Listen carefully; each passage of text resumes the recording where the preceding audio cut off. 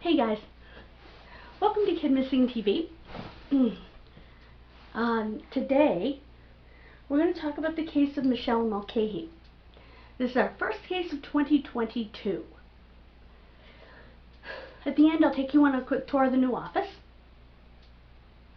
Because this is a short case, I will be adding some local history to this case that I already have. A case that was my first, it was really my first true crime case that we'll be doing after we talk about Michelle. Michelle Mulcahy disappeared on July 7th, 1979. She was 17 years old and she vanished from Pompano Beach, Florida. The Broward County Sheriff's Office is investigating. I will give you their numbers at the end.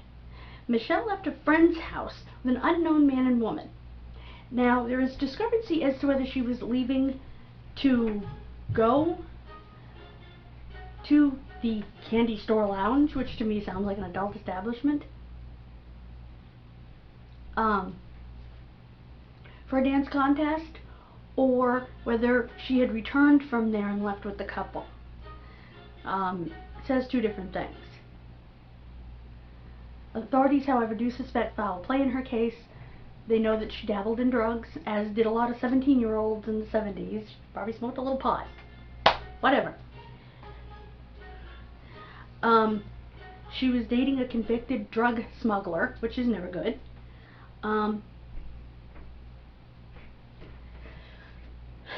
Unfortunately, I don't have a drawing of or sketch of the two suspects.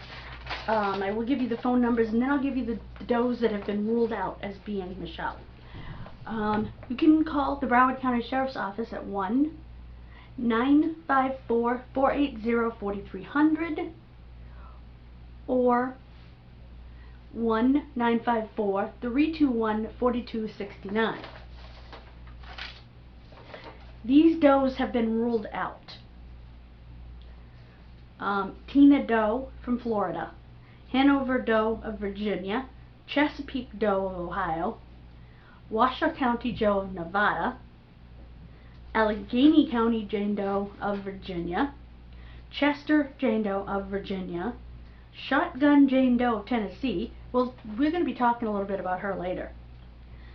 Winchester Doe of Virginia, Stafford Doe of Virginia, Isle of Wight Doe of Virginia, Petersburg Jane Doe of Virginia, and Newport Jane Doe of, guess what, Virginia.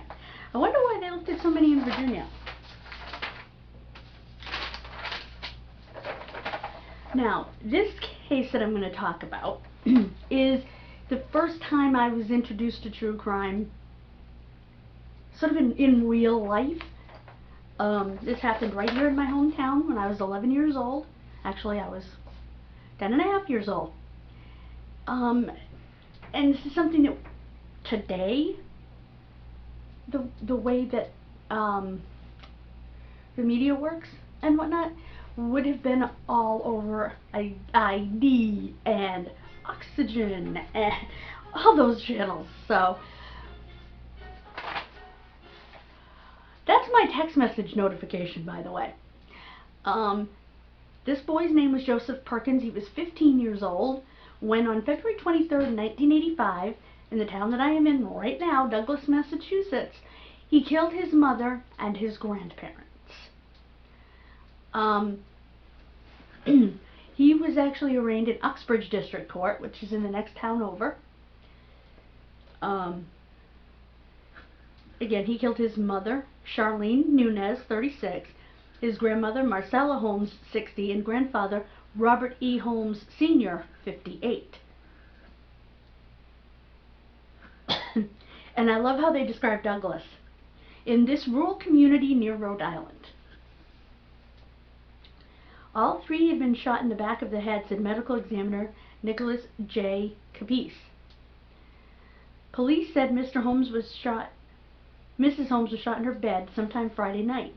Ms. Nunez was shot later that night, and about 7:45 a.m. Saturday,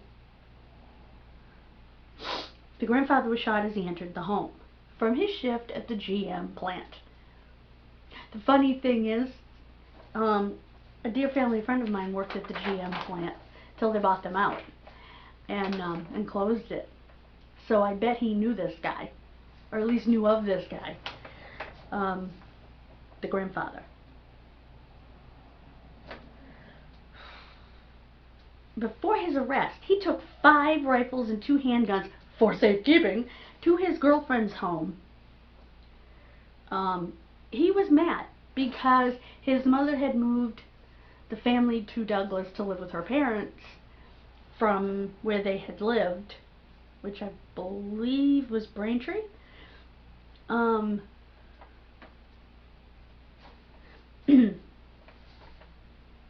Yeah, they had lived in Braintree for 6 months before.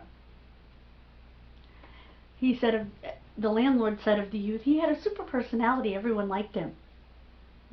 Yeah. He also said Perkins became distraught when his mother told him that they would be moving back to the Holmes residence in Douglas, away from his girlfriend in Braintree. He was 2 when his father passed away, and he was described by his teachers as quiet. He was 16 when he was convicted, and he got out of jail when he was 22 years old